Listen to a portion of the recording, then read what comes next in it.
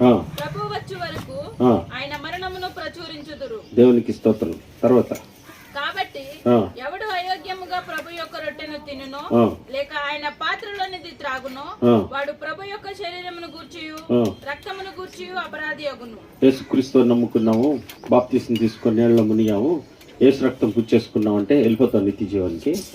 దేవుడు ఏం చెప్తున్నాడు ఇక్కడ? గుర్చియు రక్తమును గుర్చియు అపరాధి అగును. వాళ్ళు చాలా మంది ఎలా ఉన్నారంటే, నీళ్ళలో మునిగాను, రొట్టె ద్రాక్షరసం తీసుకుంటే నిత్య జీవానికి వెళ్ళిపోతానని చెప్పి వచ్చి ఇంకా గొప్ప మేధావులు ఏం చేస్తారు తెలుసంట, ఆ సంస్కార ఆదివారం ఒక్కరోజే వచ్చి జాగ్రత్తగా మా భక్తి చూసామని అక్కడ తీసుకొని వెళ్ళే వాళ్ళు కూడా ఉన్నారు. అట్లాంటి పనులు మనం ఎప్పుడు చేయకూడదు. మనల్ని మనం ఏం చేయాలంట? పరీక్షించుకోవాలంట. దేవుడి సన్నిధిలో ఎలా ఉన్నామో జాగ్రత్తగా చూసుకొని, పరీక్షించుకొని, పరిశీలించుకొని, దేవుడి సన్నిధిలో ఒప్పుకొని విడిచిపెట్టాలంట. ఏం చేయాలంట?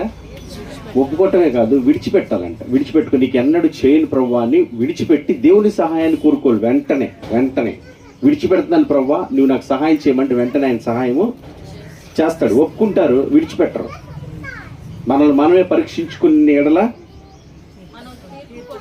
తీర్పు పొందకూడదు. ఎవరినా ఒకళ్ళు మనం విమర్శించాల్సిన పని నేనేం చేస్తాను, నాకు మీరేం చేస్తారు, మీకు మీ ప్రవర్తన, మీ ఆలోచనలు, మీ నడతలు, మీ స్థితిగతులు మీకు తెలుసు. నా నడతలు, నా ఆలోచనలు, ప్రవర్తనలు నాకు తెలుసు. దేవుడి సన్నిధిలో ప్రభు బలరాలు తీసుకుని ఏం చేయాలి? అయ్యా నేను అలా లేను, నువ్వు ఎలా ఉన్నావు దేవుడి దగ్గర ఒప్పుకొని ఇంకా విడిచిపెడదావు, నాకు సహాయం చేయి, కృపతో నువ్వు దయ చూపించమంటే ఆయన ఏం చేస్తాడు? ఆయన కనికరించకుండా నువ్వు చేసుకున్న తీర్మానం కరెక్ట్గా అయితే కనుక ఖచ్చితంగా అది ఆయన రక్తంగా శరీరంగా మార్చి నీకు అనుగ్రహిస్తాడు. అలా కాకుండా అది పోయి ఈ నోట్లు వేసుకున్నావు అనుకో, అది మామూలు సాధారణమైన రొట్టె ద్రాక్షారసం మాత్రమే. కానీ ఒక తీర్మానం చేసుకొని దేవుడికి అప్పగించుకొని పరీక్షించుకొని కనుక తీసుకుంటే అదేమవుతుందో తెలుసా? ఆయన శరీరంగా, ఆయన రక్తంగా నీకు అనుగ్రహిస్తాడు.